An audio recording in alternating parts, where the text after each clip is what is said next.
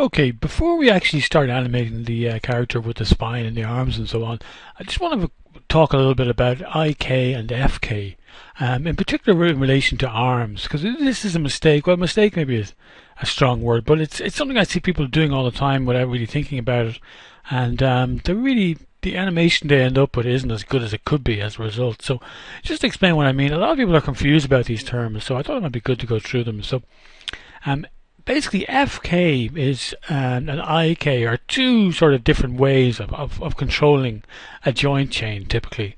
And the long name for them is forward kinematics and inverse kinematics. And then even the names themselves, the terminology sounds a bit weird. You know, what on earth does that mean? But it's actually quite simple. Forward kinematics means that the motion is going from the start of the chain down. So this one, for example, is a forward kinematics or an FK controller. And basically what it means is you just rotate this controller. I say this is the upper arm of the character, and you'll see this one follows along with it. The lower arm, will follow along with that. Then you can rotate this one and this kind of thing. So if you wanted to pose the arm back and then straight, you have to animate both of these controllers, something like that. And if you want to bring it forward and have it curl up, again you do the same thing, animate it like this. And if you wanted to kind of tilt the arm, you'd bend this in a different axis, like this, something like that. So generally, posing can take a little bit longer with FK. It depends on what you're doing, but I find IK is a little bit easier for posing sometimes. But the big difference is when they interpolate. So just to show you the comparison between FK and IK, this is an IK chain. And in this case, instead of having a separate controller for each joint like we have there, we've actually just got what they often call a goal object, which is this, which basically you move this around, and wherever you move it, the end of the arm, and this could be the wrist for example, will always reach. And this is really good for things like legs, because for a leg you want the arm to be planted on the ground. If I grab the upper arm, for example, and leave that there, you'll notice that it'll stay there. So if this was a character's foot on the floor, IK is really is ideal for feet. When the character's legs need to be on the ground. For example, if I wanted to get the same result with this, see the rotation there, let's clean it up a little bit. If I wanted to keep this in roughly the same location, and I bend this, then I have to kind of bend this one backwards, and I have to lift this up a little bit, and so it's you'd have to counter animate everything. So they both have their advantages and disadvantages. The other part of an IK chain you'll have is what they call the pole, and the pole basically determines the direction of the elbow or the knee. So it's kind of if you imagine the sort of a flat plane here, made up of this sort of triangle here between the joints and this line, this green line, and the pole kind of controls where that triangle points basically. So there are two different ways of posing, and in some ways the IK is a bit more interactive. You can just grab the character's arm and put it where you want, and if it's interacting with something like a table or holding onto a steering wheel, say the character's driving a car or something, then definitely you usually want to use IK. But if you're swinging the arm, if you're doing a walk cycle and you're swinging the character's arm as they walk, I would argue that FK is actually a much better thing to use, and I'll show you why. I'll go into this little example file here. So here I've got a very simple animation on, this is actually the FK arm first of all, and I've just got 5 keys. I've got this key here, this one here, this one which is kind of the opposite end of it. So this is sort of like we did with the walk cycle. Then I've got another key when they're going back and this arm is kind of straightening out, and then on frame 25 I've got basically the first key again. So again, like the walk, with the legs, the first and last key you have to match. And if I press play, you'll see there I get a nice sort of smooth swing, nothing too fancy. But because the animation is driven from here, it's very easy to get a sort of a natural feeling like this is the way our arm works, or if you move your shoulder, your elbow has to move with it, and your wrist then will follow, unless your wrist is holding on to something. It'll just tend to kind of swing like this. So the force, if you like, is going down this direction. And then I've got an IK arm in this scene as well. So if you can see there, I've tried to match it up as well as I can to each pose. So I've got exactly the same poses, or as close as I can get it, on the same keys.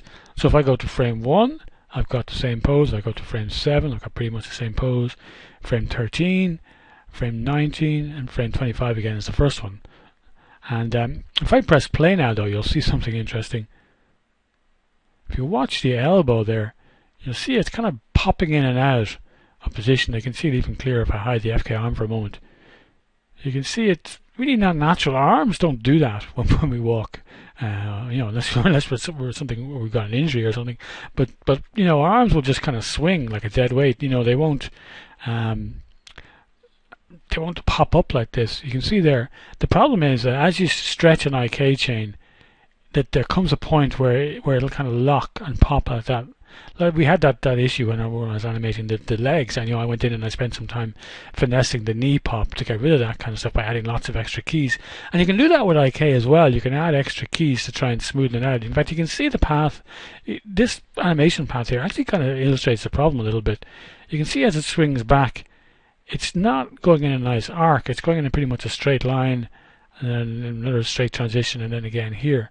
So I could start going in here and adding extra keys. I could put on auto key and maybe do it like that to try and smooth this out a little bit, make that a nicer curve.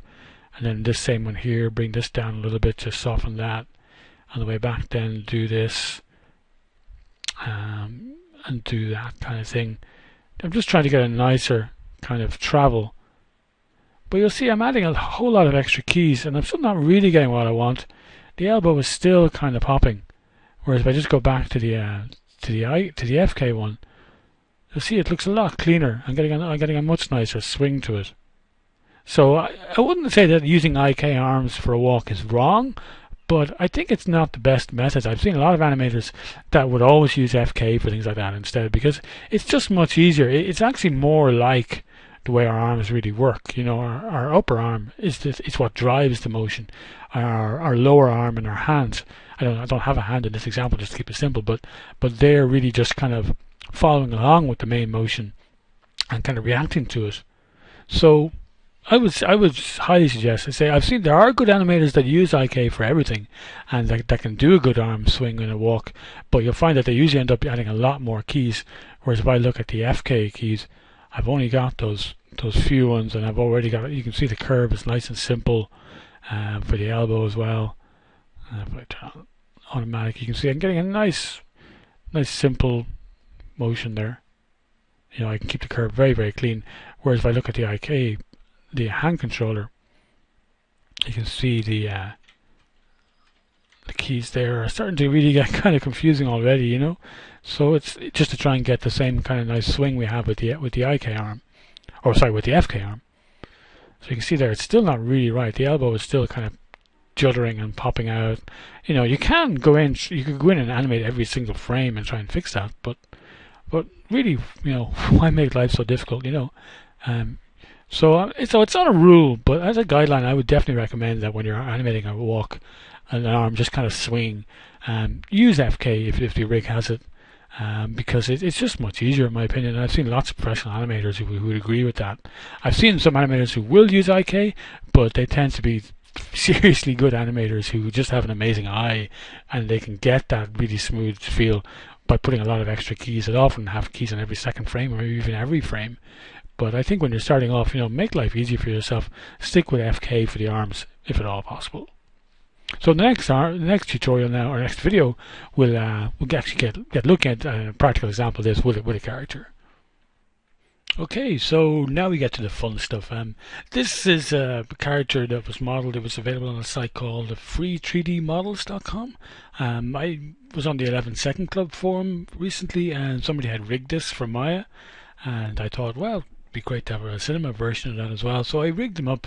I kept the rig really simple and light because I wanted it to be specifically for this kind of thing, just for an exercise and something that I'll play back pretty much in real time.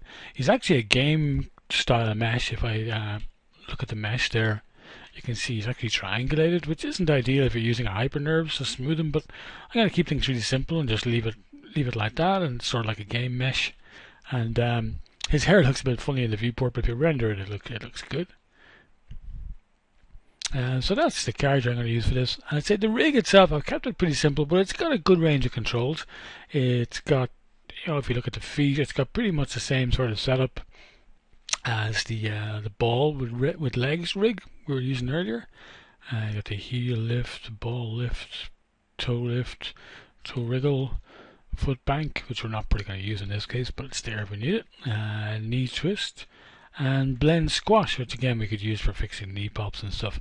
I'm not going to gloss over that though in this one. I'm not going to polish or spend too long on the legs, because I've already done it really with the first tutorial, and I don't want to make this like, you know, any longer than it has to be. I want this to be kind of interesting, so I'm going to do the legs in a pretty loose, rough way.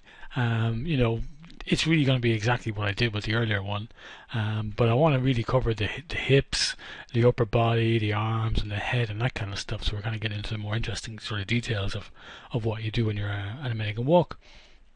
A couple of things to mention as well is I tend to, when I'm building a walk cycle like this, I tend to work in what I suppose you'd call a layered sort of way.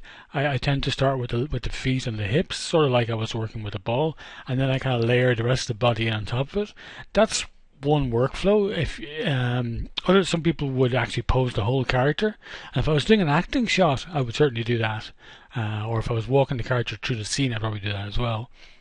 But for something like this, where you're really just trying to get a nice clean loop, I find it's handy to kind of work in this way, kind of start with the basics and then kind of add on to it as you go along. And there's also a few little tricks you can do as well that can help you speed things up while you do that. So we'll cover all that as we go along. So the first thing I'm going to do is I'm going to start out, same as I did with the ball rig, I'm going to start blocking out the main poses. I'm going to grab his feet. I'm going to go into a side view actually, so it's a little bit easier to see. I'm going to push this forward, say about 10, something like that. I'm going to push this one back, say about the same amount. I'm holding shift there, which is kind of constraining it. And then I'm going to just put his, bring him up on the ball of his foot for this back foot, like that, something like that. And his front foot, then I'm going to bring him back on his heel, so I'm going to use this heel lift. I'm not going to have it too high up like this, because I want him to feel heavy. I don't want it to feel too cartoony. So his pose looks pretty okay there. The next thing I wanted to discuss was actually, you've got these, a lot of character rigs, actually if we go into a perspective view, it's a little bit easier to see. You've got two kind of controllers in this area for the body. You've got this, sometimes called the body or the cog, the root controller. This moves the whole upper body in this case. So everything goes along with it. And then there's also this other controller here, the hip controller, and that only really affects his hip. He's got sort of a spline IK sort of hip rig. And what I tend to do with a walk is I tend to use this body one for the translation, for the up and down and for the side to side.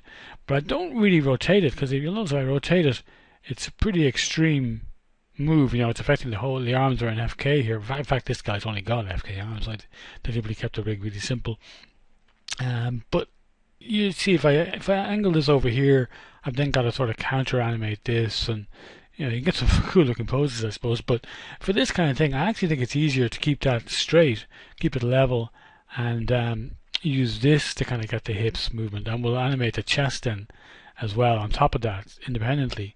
I just find that gives a better workflow for me anyway. So I'm going to make sure this is zeroed out rotation wise, and this one as well while I'm working, just to kind of get a good starting point. And what I'm going to do is I'm going to angle it. So as I said, I'm using this H or hip controller.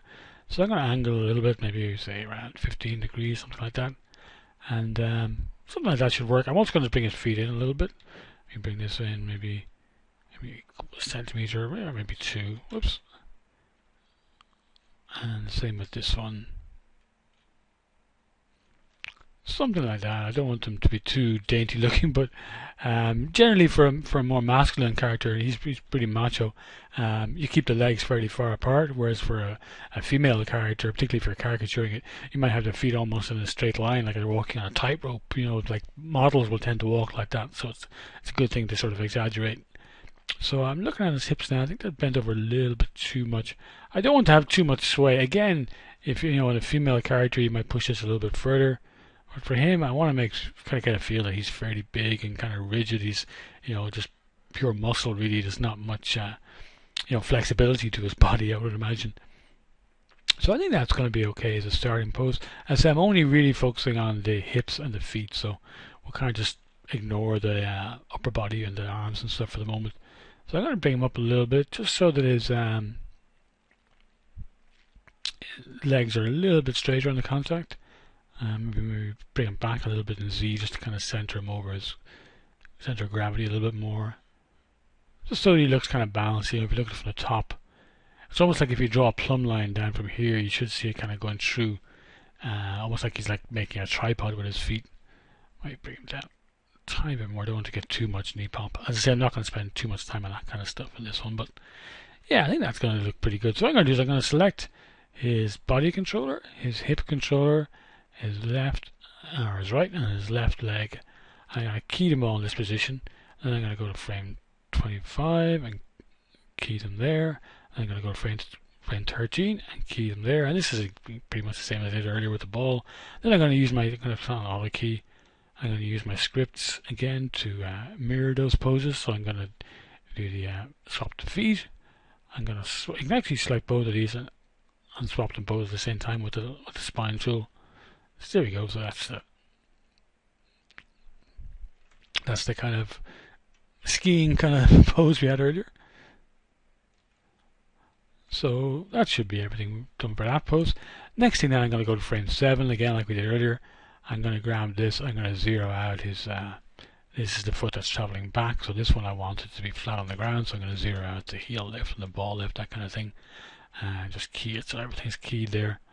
When I record the key, it'll key the whole lot, so it just kind of locks things down.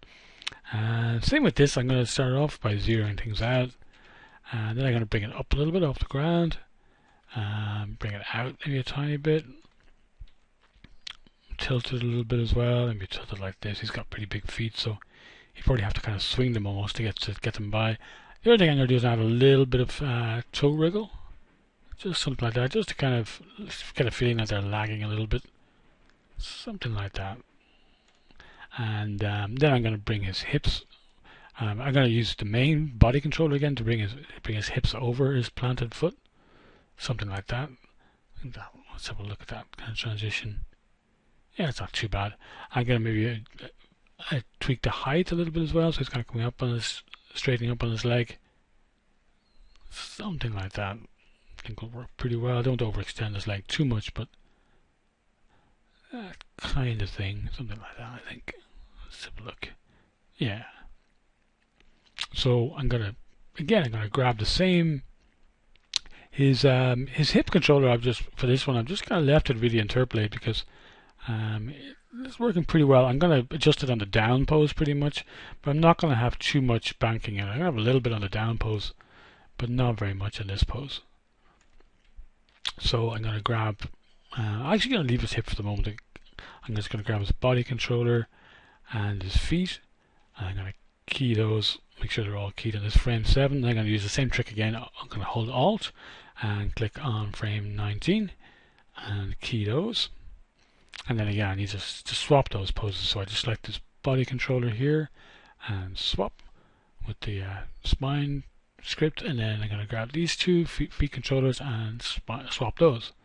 So now you've got our basic contact and passing pose. But again, he doesn't feel like he weighs very much yet. So what I'm going to do is I'm going to put in the down pose next, which is kind of one that will start showing a bit of weight. So again, we want his foot to be flat on the floor, and as we said earlier, we want his back foot to be still on the ground but to be kind of rolling up onto the toe.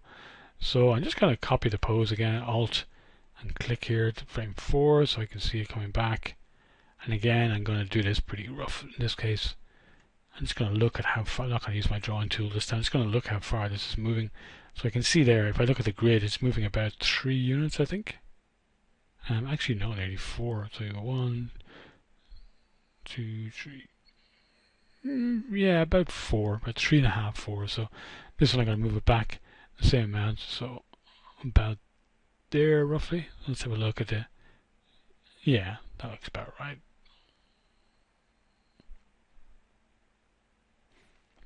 Maybe come back a little bit too far.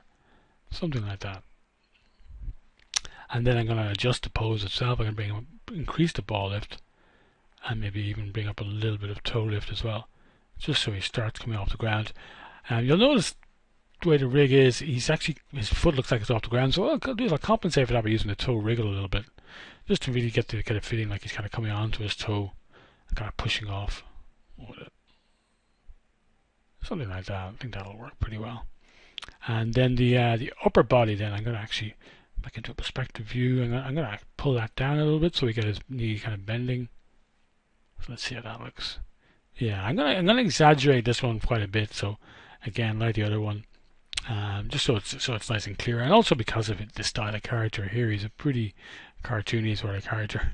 His proportions aren't exactly realistic, but he's a fun rig to play with, I think, because of that. You know, like animation really, it really works best when you're exaggerating things. It's, you know, if you want absolute realism, I think you should just use mocap. You know, that might sound like a dirty word for an animator to use, but I really think you know, animation is best when you're kind of pushing things and caricaturing things, and you know, because it's a lot more fun and a lot more creative that way, and it's a lot more interesting to look at, in my opinion, when it's kind of exaggerated a bit.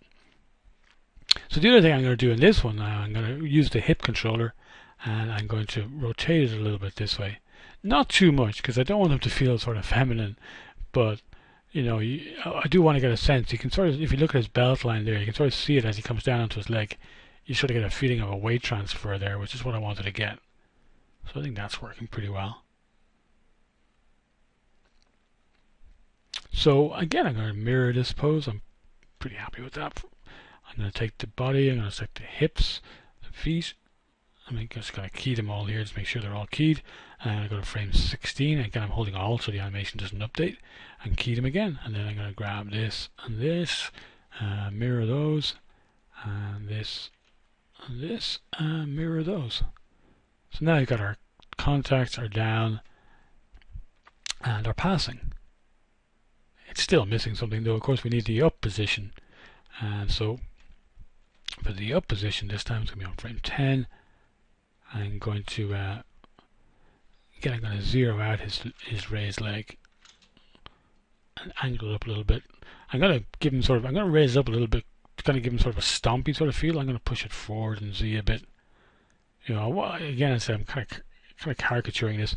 I'm actually going to give his toe wriggle a little bit as well in the opposite direction, so to kind of give a sense of overlap and follow through. So it kind of feels like it's kind of lagging here in this pose. I gave it a little bit of negative toe wriggle, or actually positive, sorry, in this case. And then in this case, as it comes down, I'm going to give it a little bit of the opposite direction, so that you sort of get a feeling that his toes, you know, weigh something. They probably look like they do. Anyway, it's a pretty big toe he's got there. So just want to give a sort of feeling that they're kind of lagging through. They're not just directly following the rest of the body. They're kind of being affected by their own weight. And I'm going to push his body up a little bit higher for this up pose. Again, that'll straighten his leg a little bit. In fact, I might push it up quite a bit to really exaggerate it. And I might just increase the ball lift just a little bit so the leg doesn't overextend too much. So let's see what that looks like. Yeah, there we're getting a bit more of a stompy sort of feel. It's still a little bit gentle on the put down, but I'll tweak that as we go along.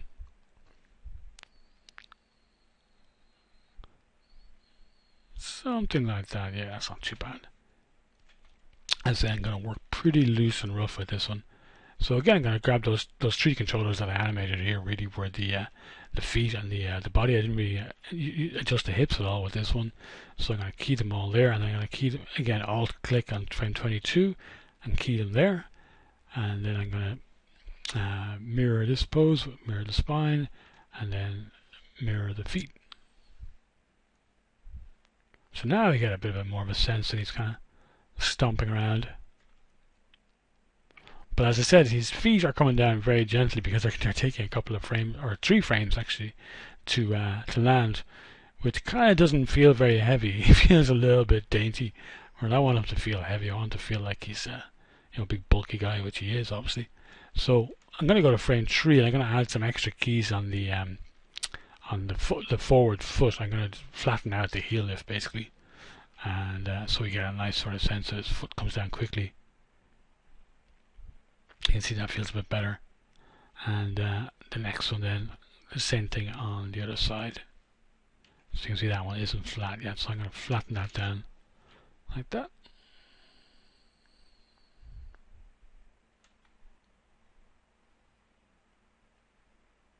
So something like that. I might even push the up pose a little bit with the foot because I want it to feel kind of quite stompy.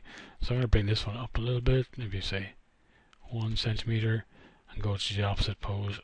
Do the same with this one, drag it up 1 centimeter, say. Might be too much, but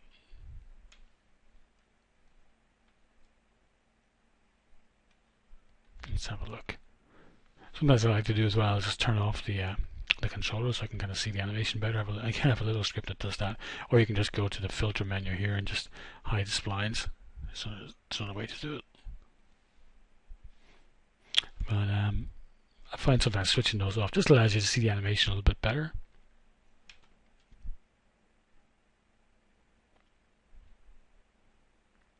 So that's not too bad. It's certainly not polished, and I'm not really going to spend too much time going into the polish for this guy because, as I said before, we kind of covered that in with the ball rig. So just kind of looking at a few things here, making sure everything's kind of working. I will do a little bit on the hips though, because and the upper body, because they're going to really affect everything else that goes on above them. So it's good to spend a little bit of time on those.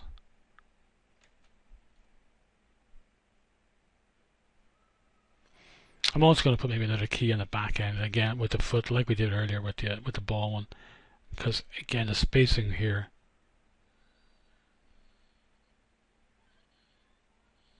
it's not bad really, but I'm going to look at it in the side view so I get a better sense. Yeah, I'm actually just going to use a little script again. These nudge tools. It's going to this one actually nudges back in very small amounts, something like that. That's going to give it a little bit more of a slow out, basically, of this pose. So it's kind of coming out. I'm going to do the same on the opposite pose, which would be this one. So I'm going to grab this foot controller and just nudge it back a few, 2, 3, 4. I think I did in the other one.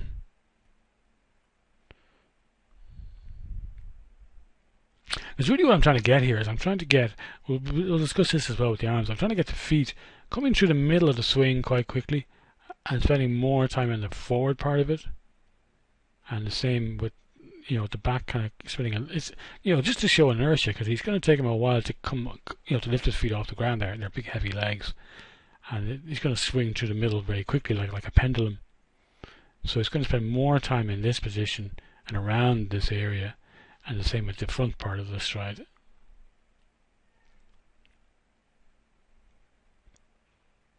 So something like that, I think. I don't want to get too bogged down. This you can easily get lost in finessing this stuff, but I'm going to keep it really simple. I'm going to leave it like that for the feet, and I'm going to concentrate now on the body and the hips. So the first thing I want to do is look at the up and down, because that's usually the most important part of it. Actually going to do a save incremental as well, just in case.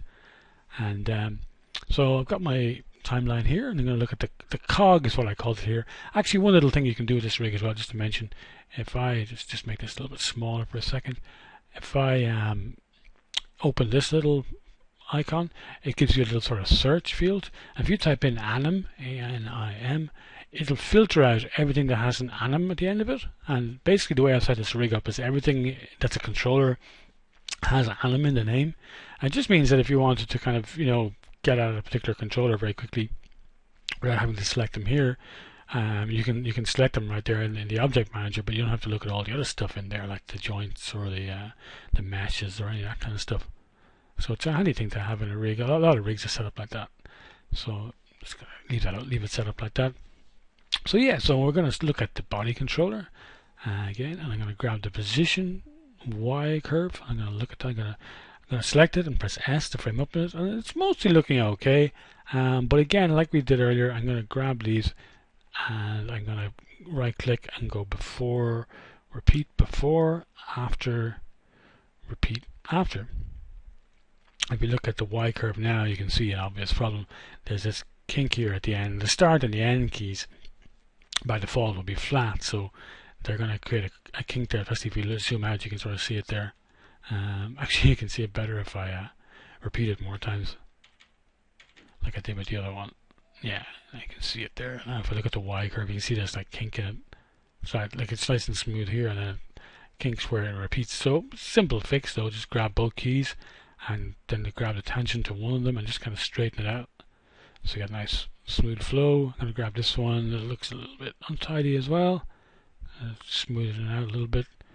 Maybe, and I often try and do two at a time when I can because it keeps things symmetrical. Whoops, I'm actually changing values there. I have to be careful of that. And that shouldn't be too bad. So let's have a look, see how that looks like.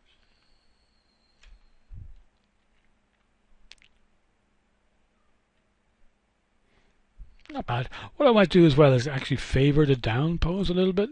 So what I mean by that is have them take a little bit longer to come up to the high pose. If I zoom out a little bit, so you can sort of see where that is in the curve. This is where he's down, and he's coming back up. To me, he's coming up a little bit. He's a little bit too springy on the way up. You know, he's a big, heavy guy, so I think he should actually kind of stay down a little bit more. Something like that.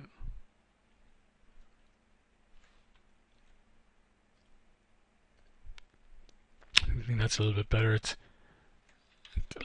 quite even now. I might actually push that a little bit further. Let's see what it looks like if I bring it down quite a bit. And then maybe do the opposite then with these, bring these up a little bit. I might even drag that down, maybe make it a little bit more extreme.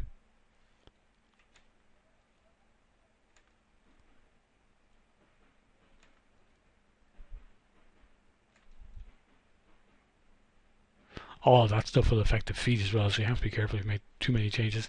The other thing I'm going to do is maybe grab these top ones and stretch the tangent out just a little bit. I don't want to mess the curve up too much, but just a little bit sometimes. So just give it a little bit more hang time. Yeah, I'm liking that actually better. I think that's working nice. And the repeat probably looks a little bit weird because we're seeing frame 25 all the time, so I'm just going to hide that. Yeah, looks a bit better. And then I'm going to look at the position Y, the position X. And this one looks very even. You can sort of see it there. It's, you know, he's just kind of going back and forward. It's splined already, but because I've got the timeline set in spline for the moment for this one, but I'd really rather that it was a little bit favoring either end. So again, I'm going to do the same thing. I'm going to smoothen this curve out first. And then I'm going to grab these guys and scale them a little bit. I'm going to hold Shift, which will, oops, the other way actually, Control and Shift, which will scale them up a little bit. That looks a bit better. So it's kind of, he's getting over to the side longer or sooner and staying over there longer and then coming back through the middle quite quickly, which kind of shows that there's a lot of mass there, a good bit of inertia. And you can see again the curve's got a little bit messed up, so I'm going to fix that. Something like that. I don't need to worry about the Z curve because that's just the same value all the way through, and I generally don't really translate the character forward or back too much when they're walking. It kind of looks a bit unnatural. Yeah, so I'm going to say that's done for that. And then I'm going to just look at the hips next. So I'm going to grab the hip controller here, and the position, I haven't animated the position at all, so I don't have to worry about that. The rotation though is what I'm interested in. Again, we have the heading, which is the rotation in the y-axis, kind of around his body, if you like.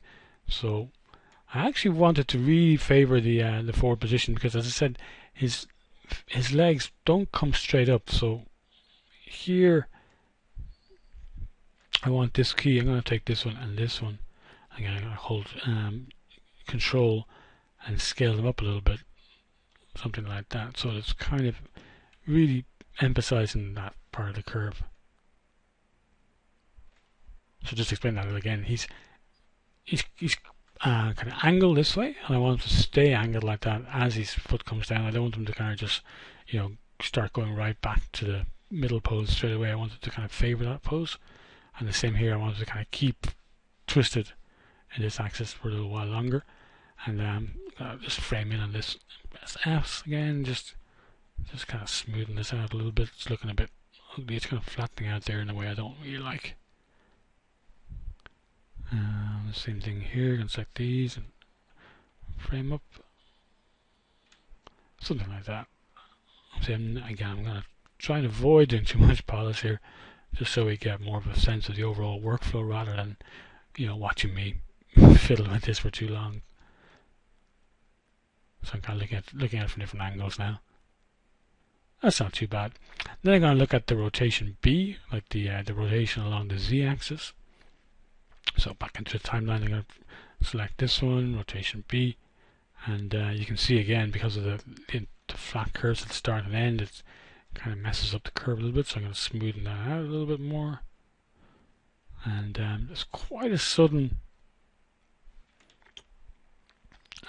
transition into that Y, so or into that rotation. So what I might do is actually push this key forward. What you can do is you can select it and use the arrow keys, push it forward a key, and same with this one. And see how that looks. Sometimes, offsetting keys like that can be a good way to kind of work. Actually, though, having done it, I don't actually like it, so I'm going to undo it. But good to try these things and see how they work. Sometimes that'll give the result you want, but in this case, I think I'm actually going to keep it the way it was. So it's not the cleanest curve there. You can see there's a little bit of a kink in the end of it, so I'm going to try and smoothen that one out. You can see sometimes I actually look at this bit while I'm adjusting this. I'm going to find it easier to see it. And the same thing here. You can something like that. It's very not perfect. If you zoom in, you'll still see a little bit of a kink, but it's pretty close. Let's make sure the value is the same.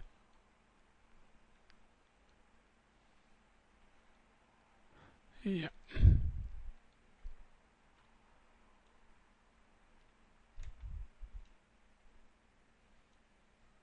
Yeah, so I might even push it a little bit more actually. Just looking at it, I don't want to make it walk feminine, but just exaggerate it a little bit. I'm going to select all these and I'm going to hold control and scale them up just a tiny bit. Yeah. I'm kind of liking that. Okay, so I'm going to say that's his legs and his feet, his feet, his body and his hips blocked in. So I'm going to start working on his torso now. And there's a few different ways you can approach this. But there's a couple of things that are useful to know. The chest will generally oppose the hips in mode. I'm going to switch off auto key for a minute so I can play around with this to show you. You'll notice the way the hips are rotated in the y-axis this way. Generally what will happen was the chest will oppose that, so they'll rotate back this way, so the body will remain looking forward. And the same kind of thing here, as the body comes down like this and the hips are rotating like this in this axis, the chest will tend to counter that as well. So it'll tend to go the opposite way to kind of maintain balance, basically. That's the thing people talk about as well in a lot of sculpting and drawing and stuff like that, is that you generally have this kind of S-curve going through the body, which gives a nice sort of dynamic shape, and it's a natural sort of shape.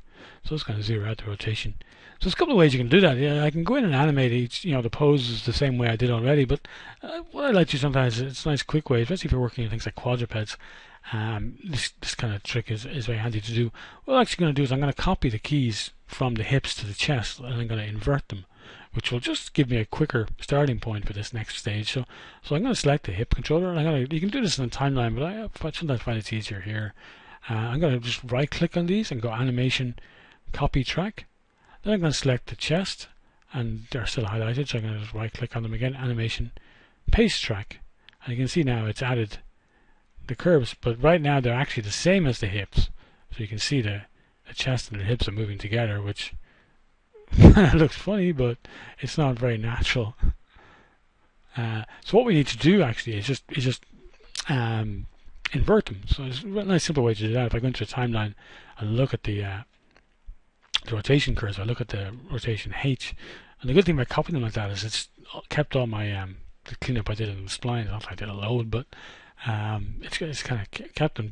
But the cool thing I can do now is just go to the key menu here and just press mirror Y, and see what that does. It's just flip the curve basically. So I'm going to do that for the heading curve.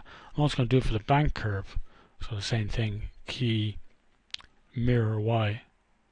And now, without really too much work, I've got that thing I was talking about, that overlapped kind of pose. I've kind of got the chest and the hips opposing each other. It looks a little bit too much to me. So what I'm going to do is I'm going to actually adjust it now. But it's not working too badly. So I'm going to have a look at the B I'm going to actually scale that down this time, maybe a couple of times.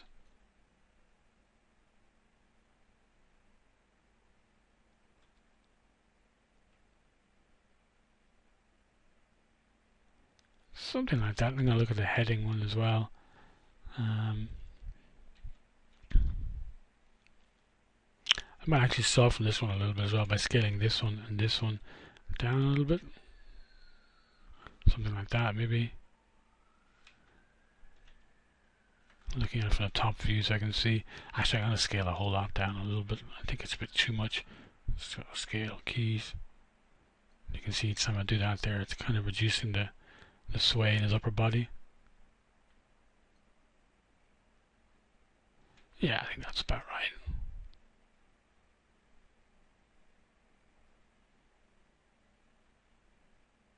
Yeah, I'm going to go with that. So it's a quick way of getting the body kind of blocked in, the chest. I'm also going to use this middle controller here. You can see this blue controller. This is the kind of an FK controller for the spine. I'm going to do that as well, but I'm going to leave that actually for a little bit later. I'm going to focus just on the chest. I might do the head as well in a little bit. But let's have a look what we got. That's not too bad. So again, I'm going to save incremental. Okay, so yeah, I think I'm going to go ahead actually next and look at the spine, like this middle controller. This is an FK controller, so it's kind of rotating the whole upper body, something like that. So what I'm going to do in this case is I'm going to keep it pretty much level on the contact pose. So I'm going to just keyframe it there, and I'm going to keyframe it again on frame 25. Oops, frame 25. And then frame 13. So all I've done really is just kind of stored in, if you like, the kind of default pose. And then when he goes down, say to this down pose here, I'm going to rotate it back just a little bit. And I'm going to go to frame, I'm going to alt again, click on frame 16 and record that there. Oh, I didn't have auto key on actually, so let me put that back on. I tend to work with that on. So something like that. I'm not going to go too far with it because again, I want them to feel sort of weighty. I don't want them to feel too floppy. Depending on the character, of course, you do this. So I might do like, say, a -4 or something like that. And then I'm going to go to frame 16 and do the same thing, -4. And then on the up pose, I'm going to do the opposite. I'm going to bring it down a little bit this way. Maybe something like, I'll try 5, say, here. And then the same on frame 22, 5. So now we're getting a sense that he's kind of as he comes back, his body is leaning back a little bit, and then as he lifts up, this kind of inertia. The force. That's what I'm trying to think about. Really, the force is coming from his hips. The hips are pushing him up. That's where the power is coming from this leg, and it's pushing up through his body. But his upper body, as you can see, is huge. It's going to weigh a lot, so it's not going to follow that movement exactly. It's going to kind of lag behind it. It's going to have a little bit of inertia, and all his muscles and his bones and stuff in his upper body are going to be pulling his arm or his upper body down as his hips push against it. And then conversely, as he comes down, his upper body's going to lean back a little bit. Something like that. So it's pretty subtle. I could actually go into timeline maybe and kind of push that a little bit. So it's the spine FK anim in this case, and it's the rotation P. Again, I need to do that little thing where I fix the curve just to kind of make it look a bit smoother. So what I might do as well is even affect the overall pose just by grabbing all of them and just by pulling it down, or sorry, up a little bit. So just because I want him to feel like he's kind of motivated. I'm going to lean him forward a little bit. You'll tend to lean the character forward more depending on how fast they're moving. If they're running, they'll lean forward quite a lot. Whereas if they're walking, they won't lean forward so much. Something like that. And I'm going to experiment then again. I'm going to try maybe just scaling up a little bit. I'm going to hold control and use my scale. Yeah, I'm liking that actually. It's a bit pushed, it's a bit exaggerated, but I think that's fine with this kind of character. He's a pretty cartoony sort of guy. And I'm going to do the same sort of thing then with the head. In fact, I might even just copy the rotation H from the hips. So I'm going to copy that. Frame 1, we're going to copy that track. I'm going to go to his head controller with this one and just paste it. So by copying it from the hips, it's going to make sure that it kind of counters the chest. It's probably a little bit too much, so I'm going to go into the timeline and just scale that down a little bit. Rotation H, so just scale them down a bit like that. So I'm going to leave it playing actually so I can see what effect that's having. Something like that. I want to just get sort of a lumbering sort of feel to him. I think it's actually still a little bit too much. Something like that. Yeah. That's working reasonably well. I'm going to clean up the curve a little bit though because it's getting a bit kinked there at the end. Probably this one as well. Something like that. Leave it overshoot a little bit. Yeah. So that's the kind of the side to side of his head. I'm also going to look at the up and down, then I'm going to keyframe that. I could even, again, I could sort of take the this control, take the P, rotation, animation, copy track, animation, paste track. So that's going to give me, again, a starting point. So you can see now his head is leaning up and down as well as he walks. So it's kind of giving a little bit of drag. You see as his head comes down, or as his body comes down, his head is dragging. I'm just going to push it though a little bit. I'm going to go into the timeline and adjust that. So I'm going to maybe bring these down a little bit more so I get more of a sense that his head's dragging. Then I go to the up pose, and I don't want them to drag that much heavy on this one. And then the middle one, I'm going to look at frame 13. I might just keep that a little bit smoother. Yeah, I'm liking that. So we're getting sort of a lumbering sort of feel there. But we're still getting a little bit of a sense that there's some mass to his head.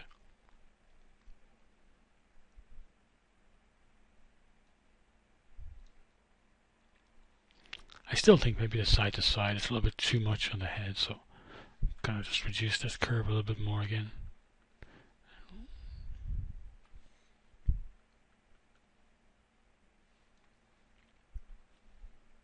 Yeah, that's a little bit better.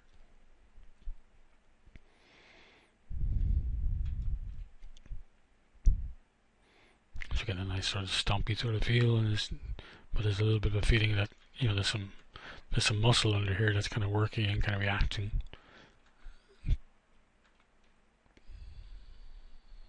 Okay, so I think I'm going to say that's pretty much the torso and the head done. I'm going to move on to the arms next. Going to save incremental again. And so the arms are just FK in this rig. I didn't add IK at all because I really wanted to keep them very, very simple for the purpose of the tutorial and to keep the rig nice and light and simple. One thing I'm going to do is I'm going to close up his fists. I've just got this just one control, basically a little fist controller there, and I'm going to do the same on the other side, just so you don't have to worry about the fingers. It's just going to keep things simpler, and it kind of suits his character as well, I think. So the first thing I'm going to do is I'm going to animate his shoulders, his clavicles. That's these controllers here. Just a little bit. I don't want to do a whole lot with these, but generally the arms will oppose the legs, so that's something to kind of keep in mind. So if the leg is forward, the arm will be back. So I'm going to rotate this one back, say around 5 degrees, and this one forward, say the same amount, so 5. Oops. If you hold shift, it kind of constrains it to units of 5, or to the units you drag it. So I'm going to, again, grab both of those, key them there, key them on frame 25, and key them on frame 13. And again, I've got a mirror tool for these, so I'm going to use this red one here just to mirror that pose. So that's a little bit of his shoulders kind of getting in.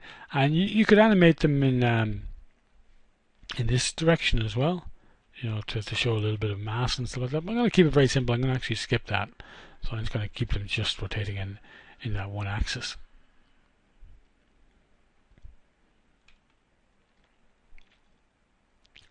Yeah, I think that's working pretty well.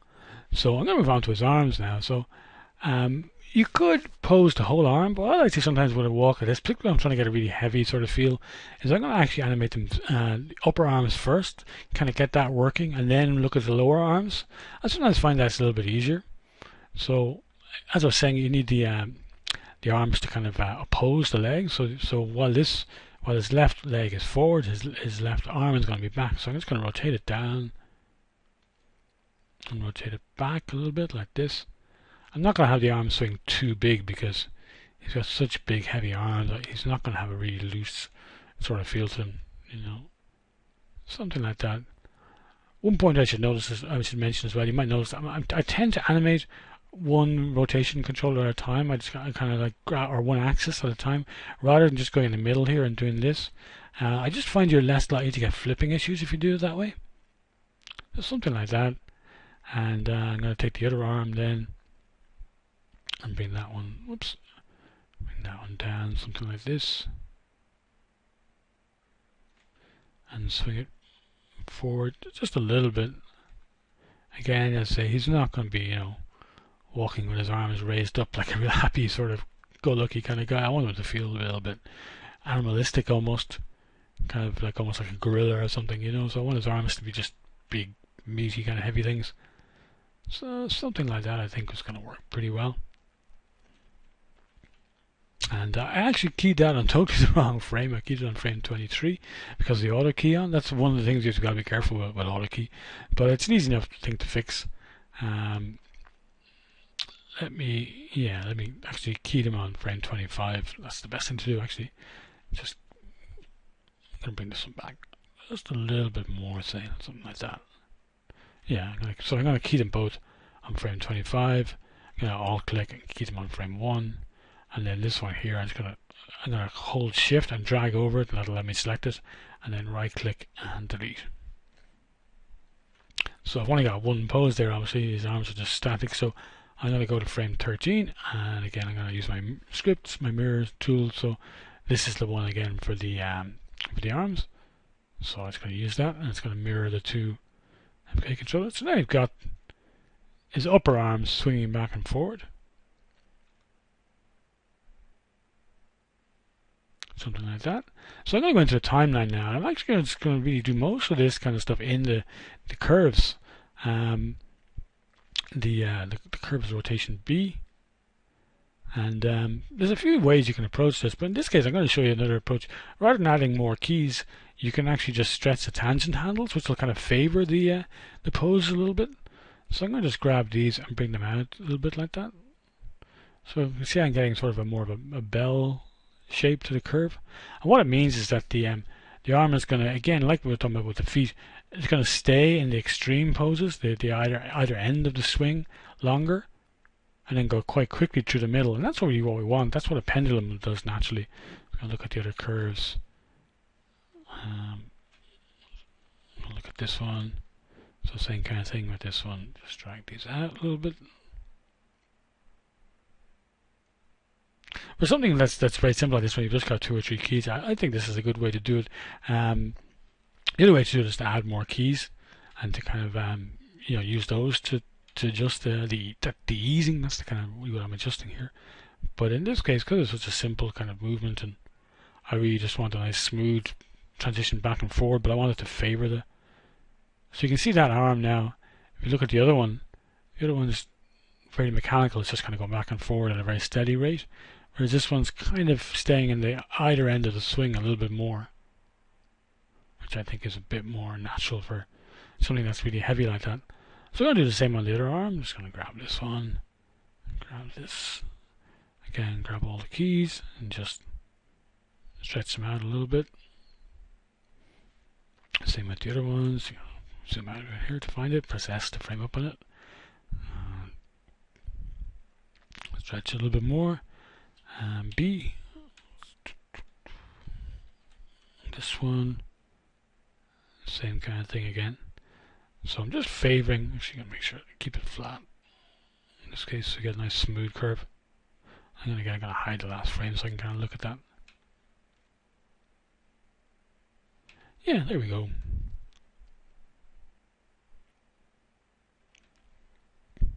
So that's just his upper arms, and his lower arm now feels pretty stiff, which in this case is actually not a bad thing really, but you know, he is a pretty muscular guy. He's not going to be swinging his arms around too much, but I'm going to put in a little bit to show some drag and some weight. So I'm going to start with this arm. I'm going to excuse me, I'm going to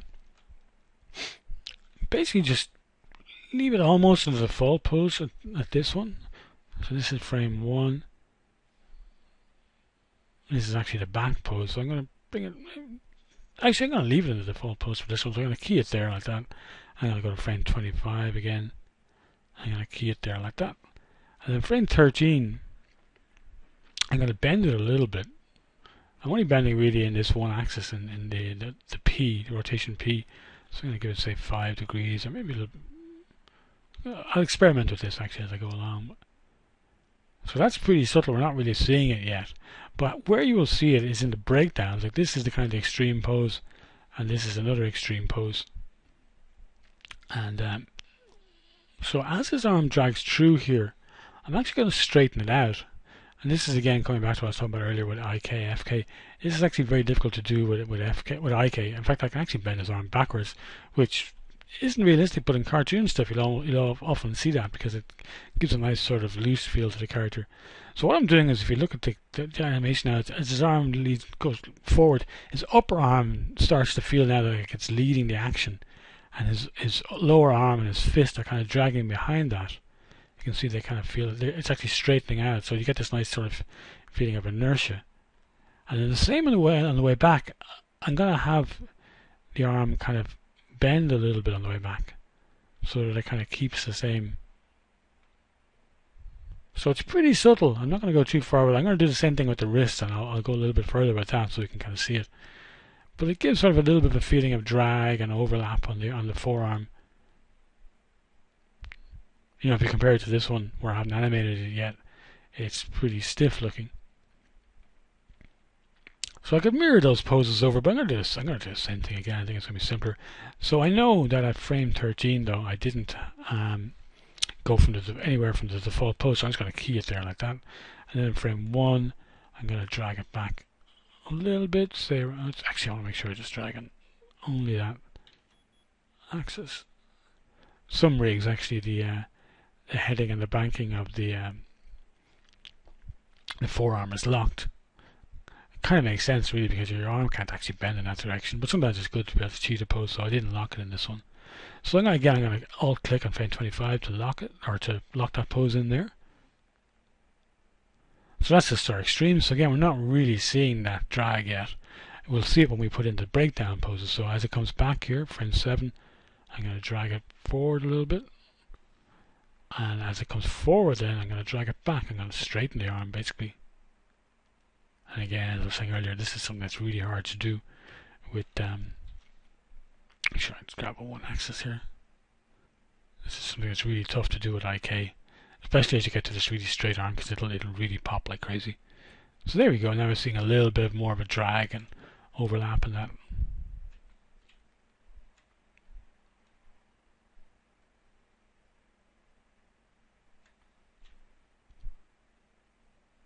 Yeah, so I'm pretty happy with that. So I'm going to do the same kind of thing now with the wrists. So I'm going to go to the wrist, and I'm going to, again, in frame 1, I'm just pretty much going to key it into the default pose, and frame 25, the same pose. And in frame 13, I'm going to drag it just a tiny bit. And then in frame 19, then I'm going to start adding a breakdown. I'm going to drag it a little bit as well. And in frame 7, I'm going to drag it back a little bit. So I'm getting a little bit of a sense of same thing I got with the forearm. But the wrist, because it's at the end of the chain, if you like, it'll tend to drag a little bit more than the forearm. So what I'm actually going to do is I'm going to put in some more breakdowns in this one that I had on the forearm. I'm actually going to put another key in here. So I'm going to bend it back a little bit more in this pose on frame 4. And I'm going to drag it a little bit here as well, so that it'll kind of hold that position and then kind of kind of there's more of a sudden change at the end of the swing, and I'm going to push it further here, and then I'm actually going to bring it back a little bit here. So now you have more of a feeling that that wrist is a little bit looser than the upper arm, because it it's going to bend that way a little bit more than the forearm will, because it's at the end of it. It's going to have the lag of the forearm and itself, if you like. And his fists are huge, so I think it looks fairly natural to give it sort of a nice swing like that.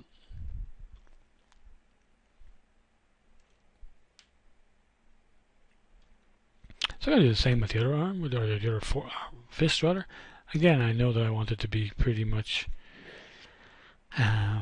into the fall pose here in frame 13, so I'm just going to key that, and then frame this one I'm going to bend it forward a little bit. I'm going to alt click on frame 25, key it like that, and then as it comes back I'm going to drag it just a little bit. I don't want this wrist to feel really floppy, and as it comes back I'm going to drag it back a little bit here. But then I'd say they were the poses I added on the forearm pretty much, but then I'm going to push those further by having more drag on the down pose, and a little bit more here, and then on the back, coming in on the back pose like that, and like that, something like that. And you can finesse this in the F curves as well to kind of get more of a smooth transition. I'm pretty sure that the curves are going to be doing that thing again if I look at them. Actually, I'll start with the forearm and work my way down. Just do a very quick polish on this. Yeah, you can see there. Actually, I'm going to just do a select all for a moment, and just I'm using this little button here, fold all elements, and that allows me to just select them all and just set the before and after to repeat for all of them at the same time, because it's going to allow me to see better what I'm doing. So now I'm going to go back to just that elbow controller, rotation P.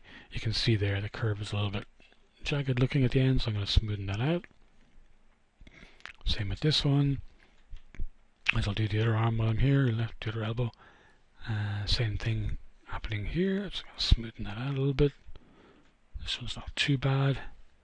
And then I'm going to look at the wrists. So same kind of thing. It's really going to be the P rotation I'm concerned with. Again, you can see that. And you can see my curve looks quite unusual here, because I've got this more of a drag. But if it looks good in the window, that's really all I'm concerned about.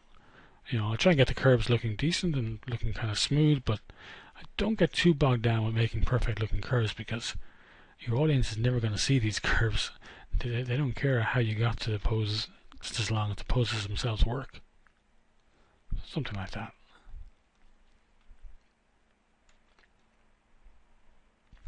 That's not looking too bad.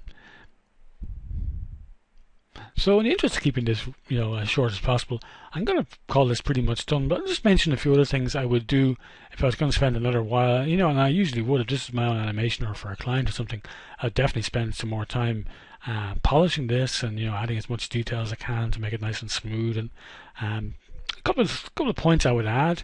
One thing would be, if you look at the fists, you can sort of see this, they're traveling back and forth. Actually, I look at it from above. They're traveling forward and backwards in the same path pretty much. Not exactly, because the movements of the shoulders is offsetting them a little bit. But what I would often do is animate them a little bit, so that I'm going to turn off auto keys so I don't mess these up. But I would actually bring them maybe in a little bit, like in this axis on the way back, and maybe have them swing as they're coming out, then maybe swing them out a little bit like that on the way forward, just so that when you look from above you get this sort of figure 8. If I actually grab my little drawing tool again, which is here, just so I can get this sort of thing, where I get the arms kind of coming forward like this, and then doing this sort of motion, so they're kind of going around like that, rather than say just having a nice smooth kind of back and forward like this on the same path. If I could draw better with that. But this kind of thing, you want to try and avoid things looking too mechanical, whereas this little figure 8 kind of thing will just add a little bit more inertia to it. The same thing with the fists. I've only animated them really in one axis, in the P axis, but you could also rotate them a little bit in this one as well. Again, just to show a bit of weight and a bit of inertia.